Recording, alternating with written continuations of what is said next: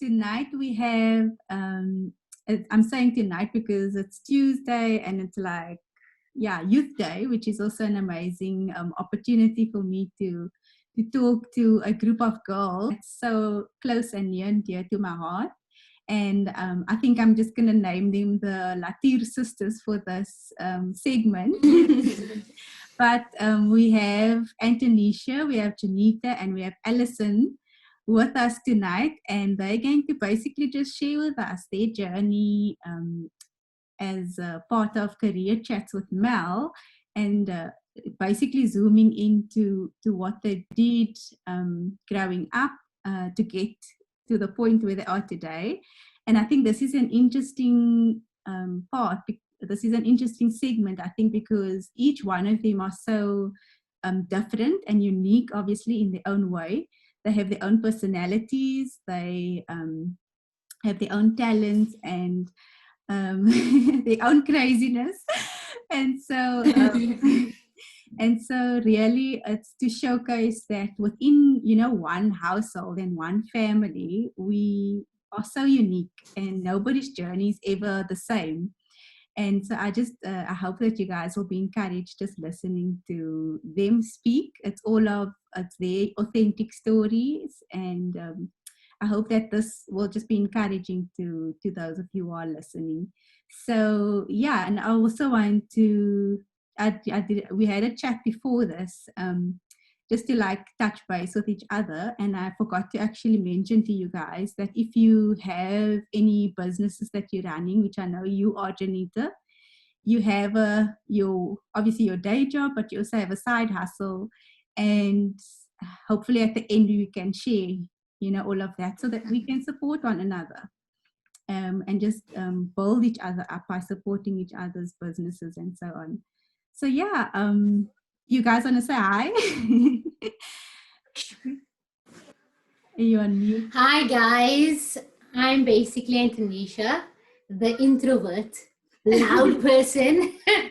I'm basically married amongst the three here. I have a lovely husband, a beautiful son. He's 3 years old. He's like me, multiply 10,000.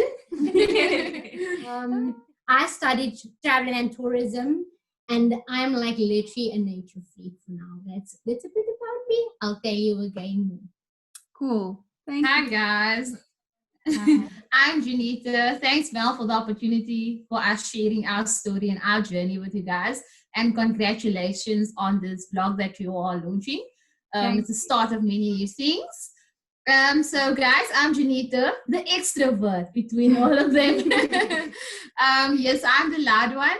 I told them earlier, what do I say? I'm single at home affairs, but in a relationship at the moment. So yeah, guys, that is my bit. So I'm not married yet, guys, as you can see. So yeah, I'll tell you guys more about me in a moment. Hi everyone, I'm Alison. I'm basically a bookworm and an introvert. And I'm 21 years old and I'm single. Cool. Thanks, guys. So really, I want to kick off. We grew up sort of in a same community, Lavender Hill, Hillview, Montague Village, so that sort of area. And I just actually wanted to know if you guys can share a memory of what it was like for you guys to grow up in that area. I know you are still there, and so even if one of you wants to reflect on what it was like growing up versus now, is it the same? Is it still the same challenges that you see young people face, or is it different? So whoever wants to go can share. I think I'll go. Just one of our memories. We are a lot of children. We are 6 children in the house. My only brother is Lionel. He's disabled, and then it's the 5 girls. So what happened was, there was a time in our life where that's my little one. Sorry about that. That my father actually left the house, and my mom had to do everything for us. She had to be the mom and she had to be the dad. My dad stripped our whole house. We didn't have a bed to sleep on. There was no cupboards to put our dishes in. There was absolutely nothing, like literally nothing in our house. And that was a time where we were like literally poor, like even swakere mense, poor. And each and every day, dan my ma uitgegaan, Iriste, by sy neighbors, vriende, families, brood te vra, kos te vra, net sodat ons iets kan eet. En dan was 'n neighbor langs en sy het vir ons oggend, middag en aand het sy vir ons like literally uitgesorg. En sy het nog nooit ooit gekla daaroor nie. En hulle was 'n bekeerde mense wat langs aan ons gebly het, Pastor en juffrou, nee. Juffrou is nou oorlede, die grootste hart wat ek nog ooit kan gesien het. Ons het elke dag was dit 'n different kind wat ingeloop het om iets te vra. En nee, maar sy het nog nooit opgehou om te sê, nee, ek is nou te van die mense nie, hulle moet nou op hulle eie vriende en hulle eie goed te staan nie. Dis waarom my passie en my sorry guys, it's my little one.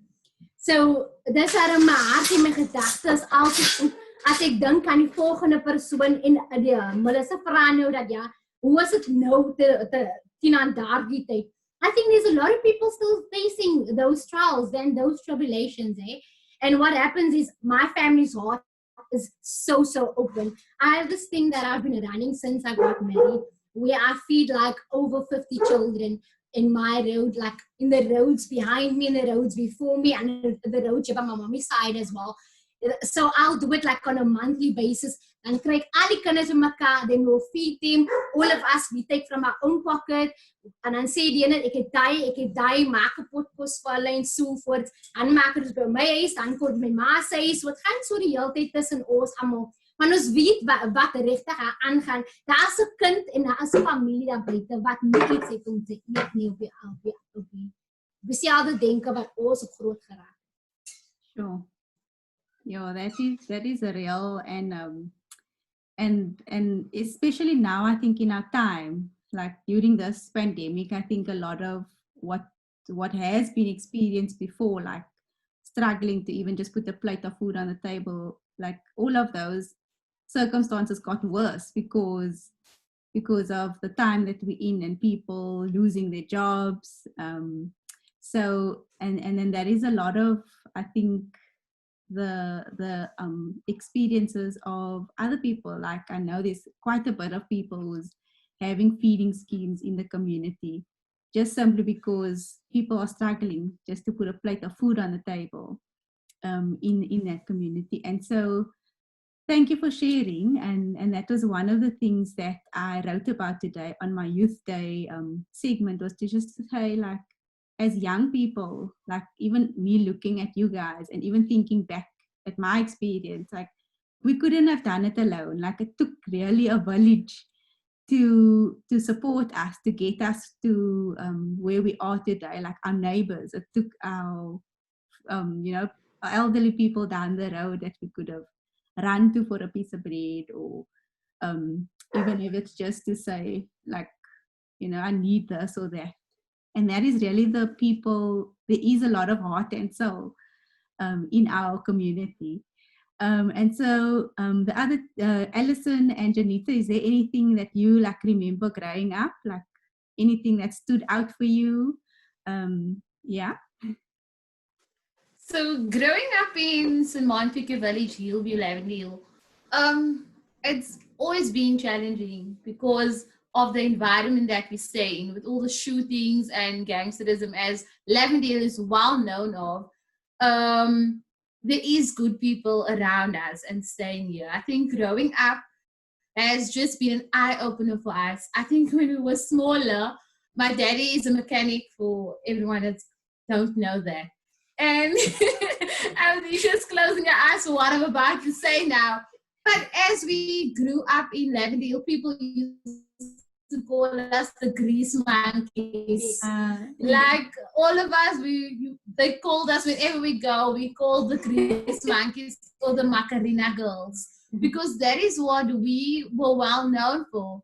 And living in Lavender Hill at this point in time, and people see us now, they would call us sister, which is a huge difference to being a grease monkey to a sister now. So that is the main positive thing I would take out of it. People that had nothing, like if people would see us, but when they see us now, they ask us, do you have a R1 for me? Can you help us out with this?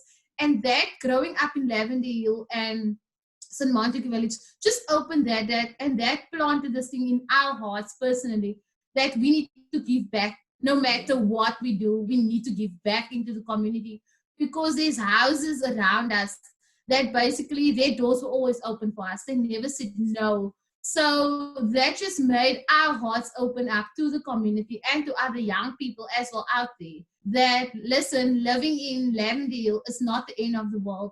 Something good can come out of Lavender Hill, but you need to pursue your dreams and achieve what you want. You need to set that goals. And today's life, money is no option because it's everywhere. People just need to retrieve it, and you just need to apply wherever you go. So yeah, my good thing coming out of Lavender Hill is that growing up here, it has been challenging, but you can really overcome your circumstances and obstacles if you really want to.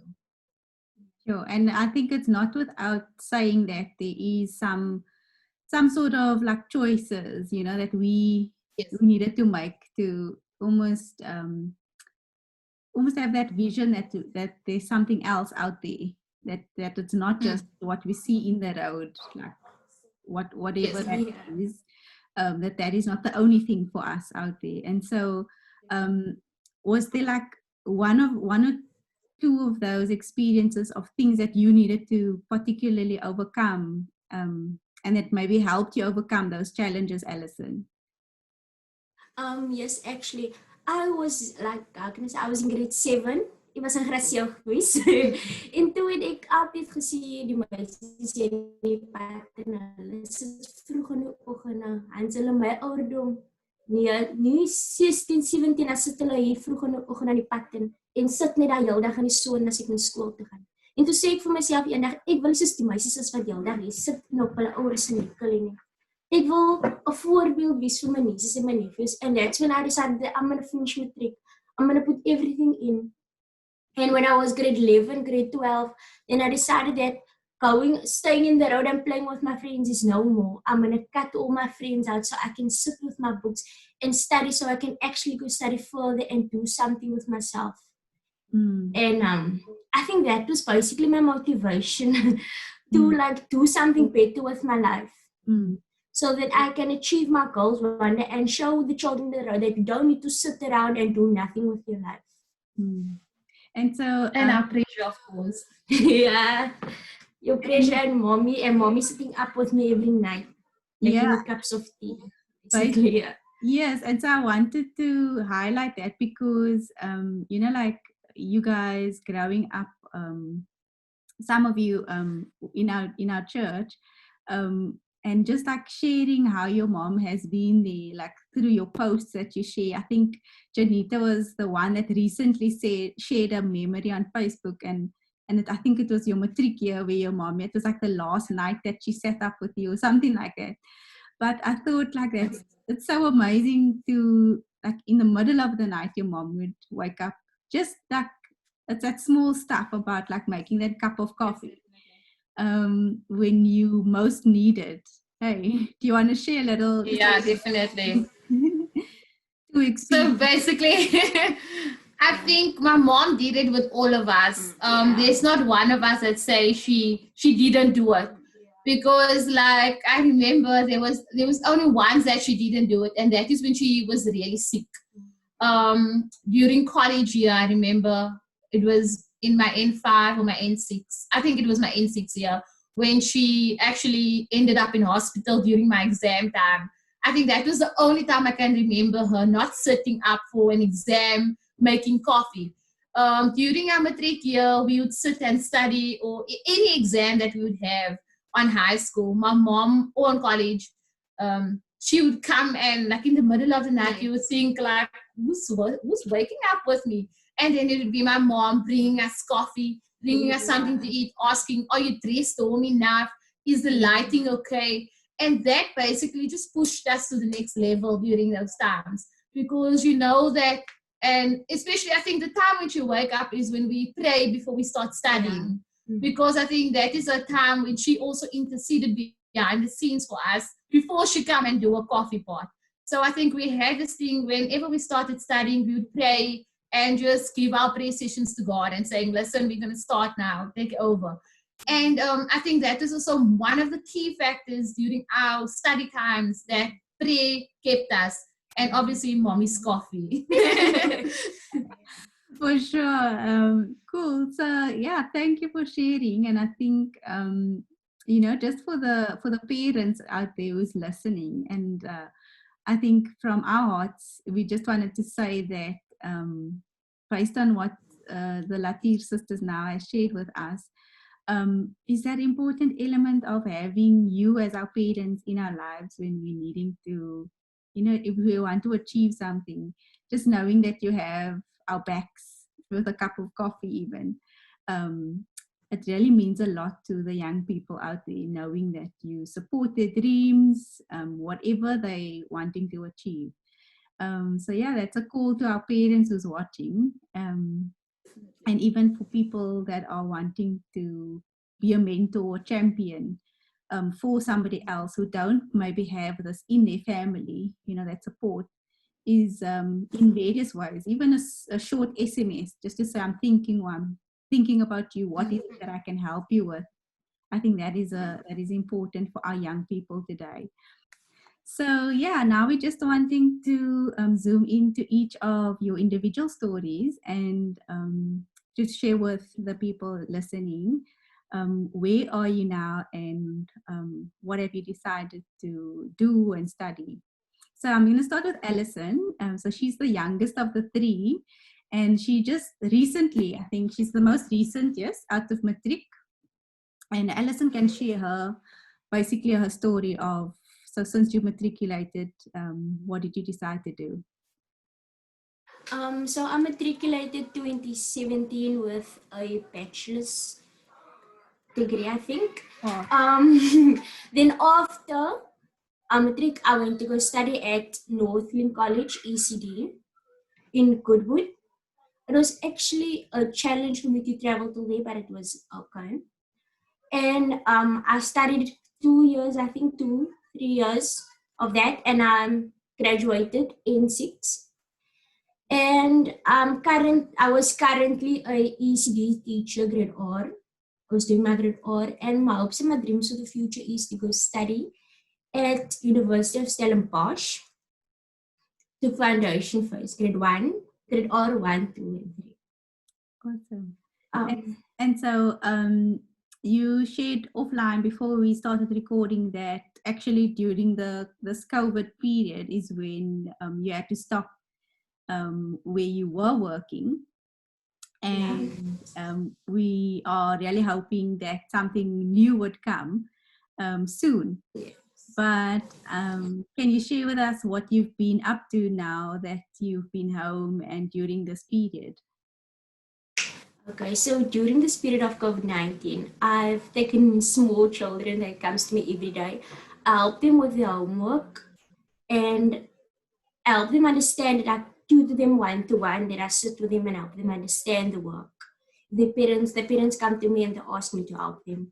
And on a Saturday or Sunday, I also try to help out by giving them porridge in the mornings, and in the afternoons, I will give them a lunch to help them.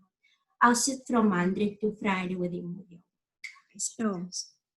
And I want to say that like I'm super encouraged with Alison and like her dedication just to help like the younger ones, even just thinking like they only going to go back according to the government like in September, which is quite worrying in many ways, because we know that stimulation for that younger age is quite important. And so you're using your own resources, your own paper, your own printing, to get basically those who's in your nearby surroundings to reach out to them and to help with stimulation and various things. I was teaching at an ECD education center over the road by me. Okay. I basically volunteered there for grade 11 and grade 12, and that's when I found my passion to work with children. That's amazing, because I just I thought, you know, some of the material that I'm wanting to share with our youth is that of job shadowing, because I was wondering myself, do people still do that? And I just remember when I was in grade 11 how important that was, because that basically just sealed the deal for me, like this is what I want to do, because I went for the job shadowing. So I hear you, Alison, and I think I want to encourage those who's listening. Job shadowing is an amazing opportunity for you to go and explore various other jobs and that sort of thing. So we're hoping also that this platform is some sort of job shadowing, that even just by watching people like the Latier Sisters sharing their stories, gives you a glimpse really into what they do and what you would need to do to study that program. So how long was your program? My program was 3 years. So you studied 3 years at Northlink College. And so with your qualification, are you able to offer grade R? Grade, yes. When I finished my practical. I was supposed to finish my practical this year. Okay. But it's not done yet, so. Okay, it will get done soon. Cool. So do you have any lastly any tips for people who are thinking like what is it that the personality, or what is any tips that you can give our young people if they're wanting to do teaching, especially in that phase? Okay. So basically, if you want to go into the field, you need a lot of patience and dedication to work with these children. Yeah. You need to basically learn to understand them and not just look at the child and think, yes, this is what found you now weer aan. You mustn't think that. You're supposed to promote the child and encourage the child to do whatever the child is doing. Yeah. So basically. And the important thing to add on to what you're saying is, like, yes, your brother has a special need, but there might be, you know, a child in your class that that has a particular need in a different way. And I think you critical as a teacher in their life at that stage is to sort of pinpoint and be like very observant to this particular child need extra support. So you really develop, I think you become part of that family before that child's life is like, you become sort of part of the family with your support that you give them. So Ali, I just wanted to ask if you could share perhaps if there are any other, I know you mentioned that you studied at Northlink College in Goodwood, but you know of any other colleges, institutions, or places where people can study what you did? Fallsburg College, UNISA, College of Cape Town, Poland. No? I think that is all, no? And offers ECD. Stellenbosch. Okay, but Stellenbosch is ECD, yeah. Okay. So that's basically all that. Okay. You can study ECD. All right. And then if you would like to continue any form of studies, then that would happen like at a university level, like to take it another level further. Yeah. And that would be obviously like UWC or Stellenbosch, right? Or, yes. Okay, cool. And then were you able to access financial aid or financial assistance for your program? Yes, I actually got financial aid by NSFAS. I had a NSFAS bursary. Awesome. That basically covered my traveling and my stationery for my tasks. I can print my tasks and all that. So like a little bit of a stipend plus fee. Yes. Yeah. Yeah, that's how I also got through university. If it wasn't for NSFAS, then would have been a struggle. So that we don't want to keep our session too long, so that moves on to Juanita. And so, would you mind sharing with us what you studied, the program, and where you're currently working, and your job role at the moment? So guys, I studied financial management. Studying financial management because of my passion for accounting, basically. So when I started off financial management, I always said, okay, chartered accountant, here I come. But I think I work in financial aid, by the way. So when I started off my internship, basically, I went into my finance field. So I've been doing financial aid for a year at our head office, basically working as an intern. After my internship was done, I started at Life Evangelistic Ministries just after my internship was done. And working at Life, it kind of exposed me to that financial aspects as well, because I was bookkeeper at Life Evangelistic Ministries, and I also had to do personal admin and things. So then when I went back to the college, basically, for 1 month or 2 months in financial aid, I was basically exposed to only debtors and things like that. So working as financial aid intern, obviously the bosses look at you and the supervisors look at you, what you're doing and what you put in, basically. So a job opportunity opened at our Fallsburg College West campus, where I'm currently still working. So the job opportunity opened there for an admin clerk, and they needed to employ somebody. So listen to this, guys, if this ain't God. N6, I spoke earlier about my mom that was hospitalized during my N6. I failed the subject, and when you fail a subject, people don't give you the job opportunity. They take the one that has the experience, whose qualification is full and stuff. And I went for the interview, and I was so nervous. Going back to Life, I worked there. I thought, okay, I'm not getting this job. This job is not for me. God, you probably have something else. Knowingly, I need to redo my one subject.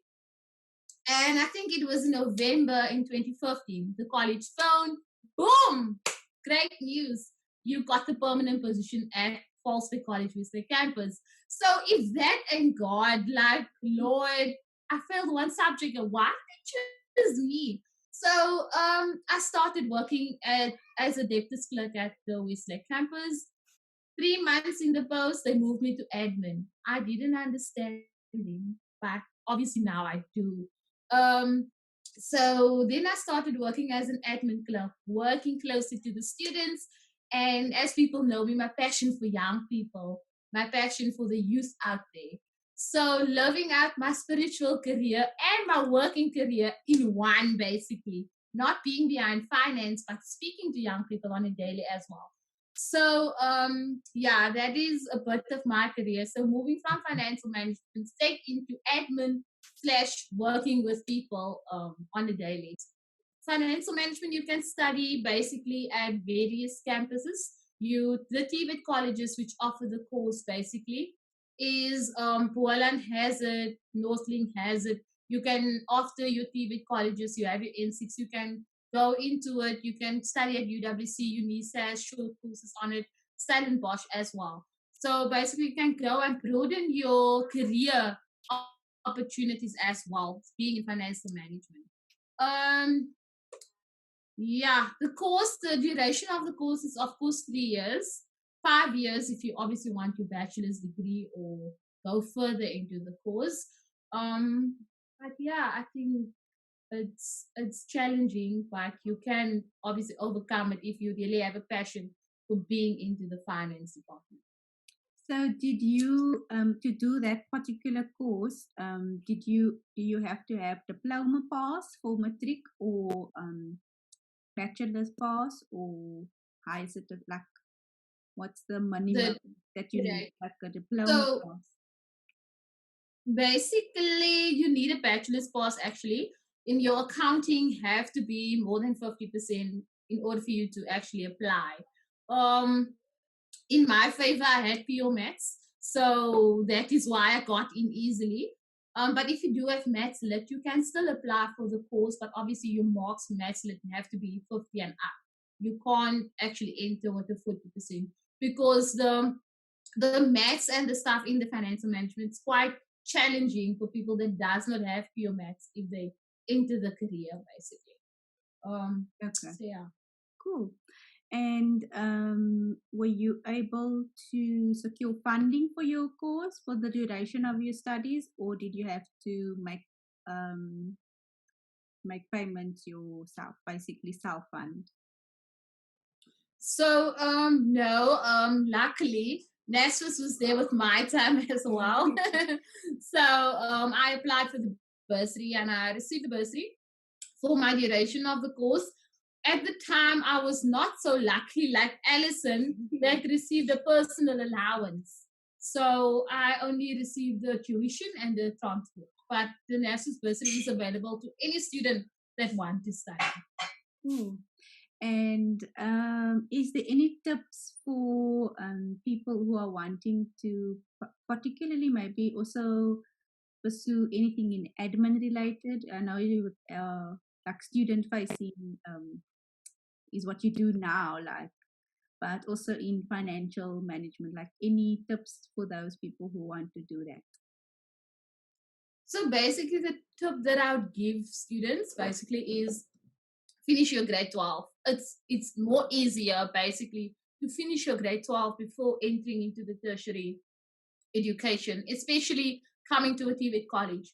Because coming into the TVET college with a grade 9 pass, it's basically you have to complete a 3-year program, which actually takes longer. And some people drop out along the line because they didn't expect them to come into the fields that they want to and do 7 subjects. Because if you come into the TVET sector with grade 9, you do 7 subjects. As if you come in with a grade 12, you only do 4, which is more manageable. So my tip to anyone wanting to study further, complete your grade 12 before entering any tertiary education. Into the admin as well, grade 12 part, some like taking lineal into consideration and taking school of skills into consideration. There is those students that really cannot go until grade 12 because the schoolwork gets too demanding for them. So they can enter with an ABET level 4 or grade 9 with us, with Rosebank College, guys. So they can basically enter with those into the technical programs that we offer at our various campuses. So my tip for them is like they shouldn't give up. And there is financial aid available for any student that wants to study. They just need to reach out to the correct people and apply for certain courses that they would want to do. But I would encourage them to apply because there is financial aid. Awesome.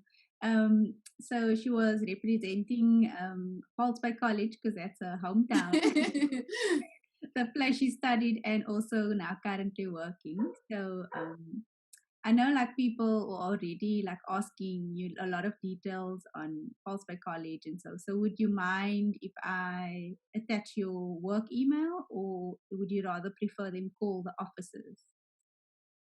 It's fine, Mel. You can just insert my work email, give my contact number to them. I'm more than welcome and open to help them and assist them. If they need applications or any assistance, I can just call on me. I'll assist. Awesome. Yeah, I could make you guys, I hook you guys up with connections. So I'll add Juanita's email at the bottom in the description boxes and also attach it to any sort of description for these videos. And then yeah, so that's your background into a little bit of financial management. If you're wanting to study anything related to that, you've got Ellie with ECD, and a little bit of background on Antonisha is that she pursued studies in tourism, right? Travel and tourism. Yes, that's correct. So your journey into travel and tourism, you want to share a little bit about your experience, because I know it's different to your sisters. Yeah, guys. So if it took us like out of the odd 180.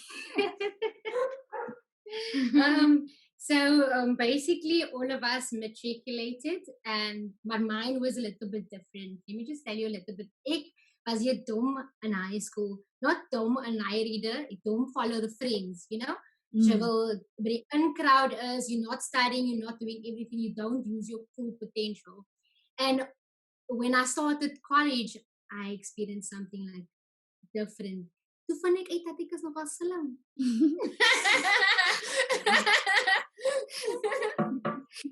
So that my first year, I sat with my books. It's something that I was passionate about, guys. Like literally passionate about. Tourism was my thing. My heart. I was breathing, sleeping tourism because I wanted to just travel the whole world and see so much things and be paid to do it. You know. So my first year, I did it at Rosebank College. My mom paid it that first year, half of it. Third of a lie, my mom paid half of it on loans.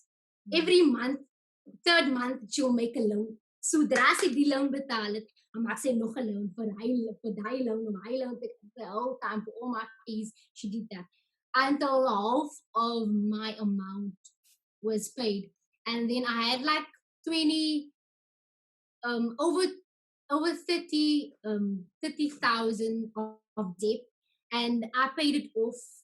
And then when it came to the amount of 22,000, I actually had someone pay the full amount, and that was the year in 2013 when I got saved, guys. Wow! So that was like amazing. Okay, so my debt was fully paid off 2013, and then I worked as a babysitter just to pay it off and so forth. So she took from my salary each and every month just to cover the amount that she spent on it.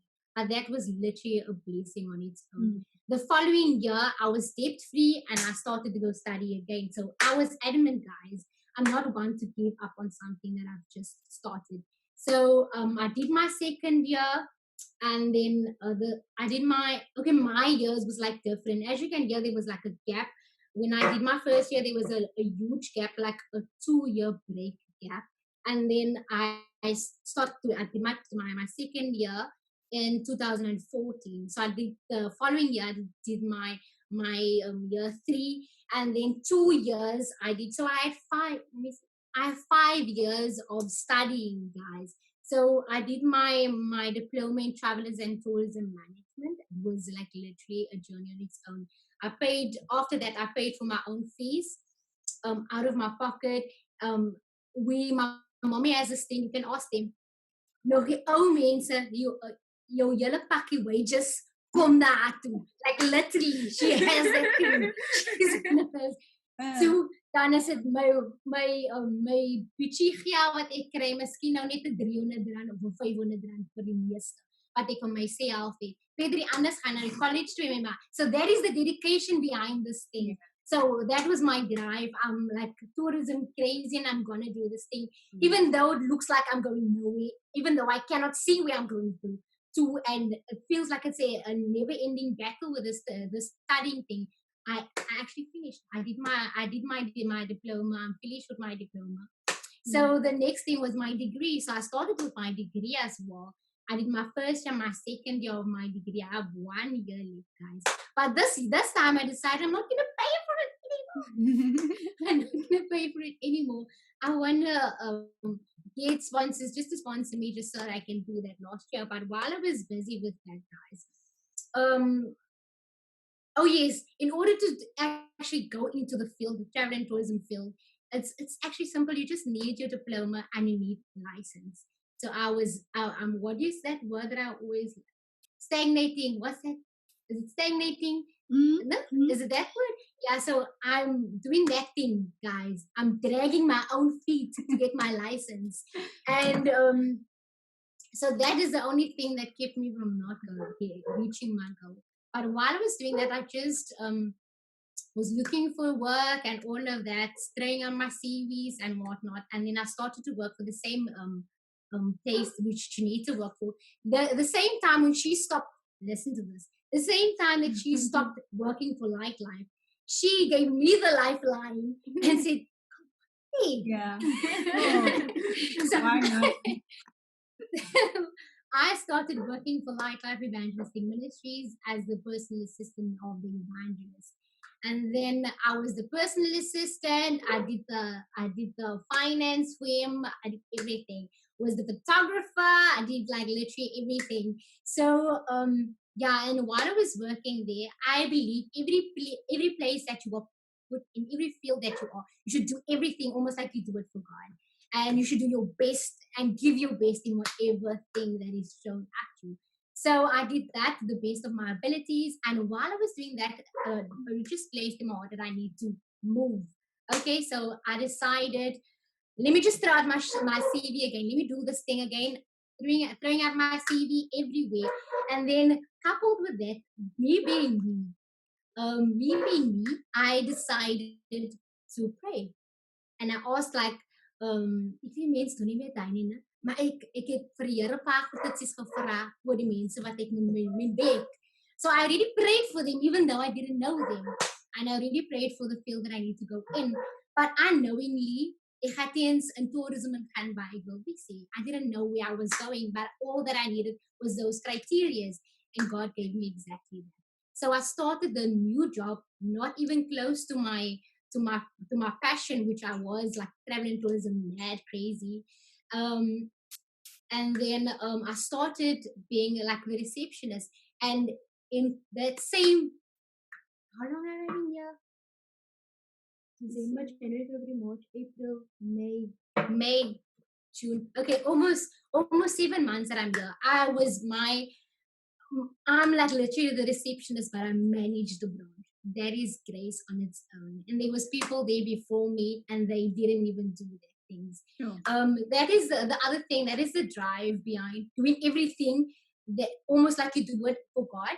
And then those things, they play out. People see, just like Juanita see, they see your drive, they see your passion, they see where your heart is at. They see that you're actually going the extra mile. It's not part of your job description, but you're going above and beyond. And people see that, and that is what employees love, and they invest in people like that. And so now I'm managing the whole branch, and that goes part of my studying in travel and tourism management. I did some of that, you understand? So it was in my management. Unknowingly, when I said I will travel, and yeah, God gave me the opportunity to study management without me even know. Yeah. Yeah. So yeah. So yeah, you basically shared where you studied, and do you know of any other places that offer a similar course for those who are interested in doing travel and tourism? Okay, so I did my first year at Rosebank College, I said there. And then my second and third and all of those other years, I did at Oval International. So it was like a computer course thing. How do you say? Online studies. That is what I did for those other 3 years, additional 4 years. Yeah. And then there's another college which is in Rosebank, in Rosebank itself. Juanita representing again. In Rosebank itself, but I can't get to it now. But then there's also College of Cape Town. I applied there as well, and I came into College of Cape Town. That's why I know they also provide travel and tourism. But I didn't have the money, the finance to go there. So that is also another college. And then there's Juanita's College, Rosebank College. I think Muizenberg, right? Yeah. Muizenberg gives that one. So, and there's a multiple of other colleges that also supply travel and tourism. Travel and tourism is everywhere, guys, everywhere. Just as long as you have a passion for what you do, you just need to have your mind focus and passion. That is all that you need at this moment. And would you say that, I mean, tell us a little bit about, say, if you have a travel and tourism degree or diploma, in which areas more or less could you work? Okay, What's that? so my work is we are based basically in a hotel, so I can be front desk. I can be a manager at the hotel. I can do anything at the hotel basically. And then you get your air hostess, you get your travel agencies, you get your tour operators, you get those people that work at the airport, which is your front desk, and they take your ticket. Those people, so you can basically be a lot of things. You can even there's trains that you go on Transnet. I think you can even work on the trains and do that as well. There's buses that you can move with. There's a lot of things. But the best thing that I wanted to be was a tour operator. Do you know what happens when you were a tour operator, guys? So you get paid to travel and go test out different hotels and different wineries and all of these nice things. So that was like literally my motivation. And mind you, I wasn't saved that time, so it was like, so yeah, so there's a lot of opportunities when you when you study travel and tourism. The sky is the limit, literally. And I know from just thinking back from Jamie's story, I don't know if you guys listened to her story, but she did a little bit of time on Norwegian ship lines and like, I mean, I think basically with travel and tourism that could also be an option, right? Yes. Okay, cool. Yes. So I mean, why wouldn't you want to take the opportunity if that floats your boat, if that's what you're into, if that's your heart, you want to travel, you want to meet people.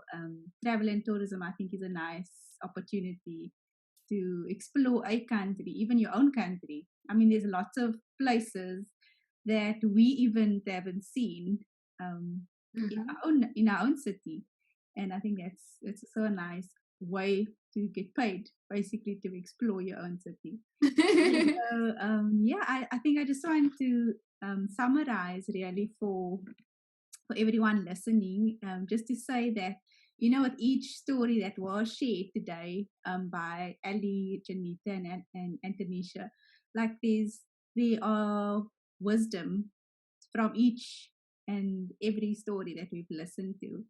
There were things that they've particularly decided, you know, while growing up in a challenging environment for themselves that they didn't want to explore. And perhaps from listening to Antonisha's story, there are times where we find ourselves going perhaps with the flow, and but she was able to recognize, you know, I can see potential in myself. Why am I choosing not to harness that and to feed into that potential? And I think all of their stories and their lives today is testament of that sort of decision making process along the way, despite the challenges. Also knowing that, you know, like our environment, we need like resource a lot of our youth out there, similar to what Antonisha is saying, like we need the finance, we need the resource, like our parents are basically ensuring that we have a meal on the table, but it's necessarily not enough to put our kids through university or college or whatever. So as I mean, three of us are a testament that NESFIS has got us through university, but but what about, you know, like those other people that apply, and you know, it's just so much. So yeah, it's for whoever's listening. I don't know, you know, what this might bring, what this might yield. You know, there might be people listening and saying, how can we help?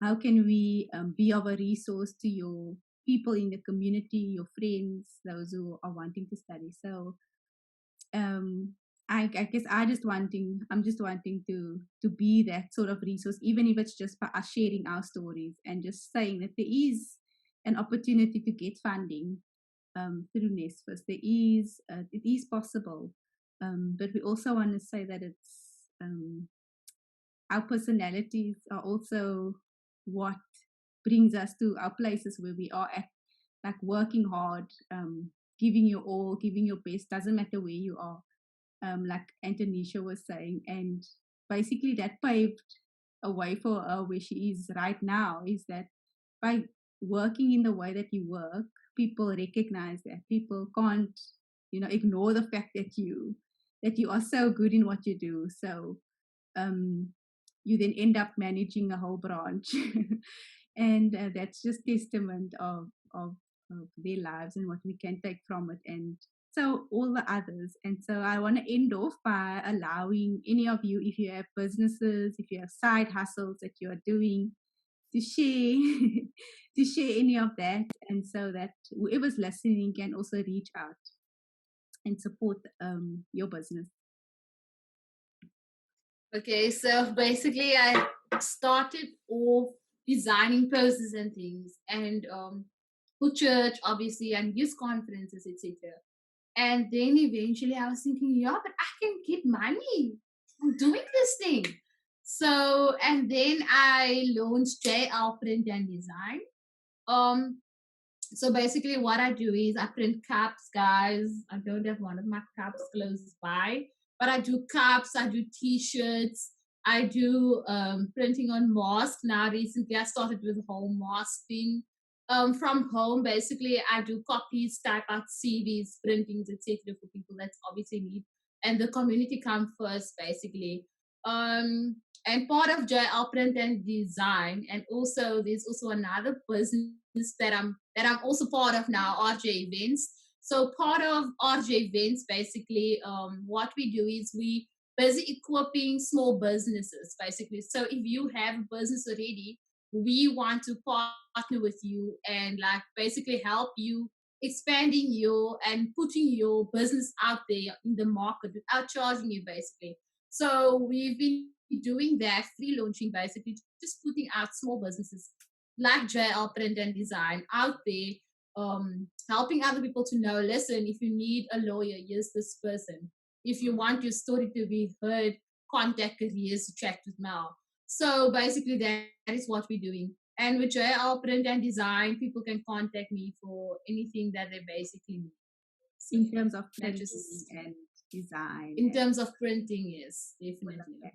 So I'll and then, yes, and I want you to share any of the initiatives that you're running with your feeding schemes and all of that shortly. But I wanted to say that I'll link all of your social media pages at the bottom of the video if anyone wants to go and find your Facebook page or email.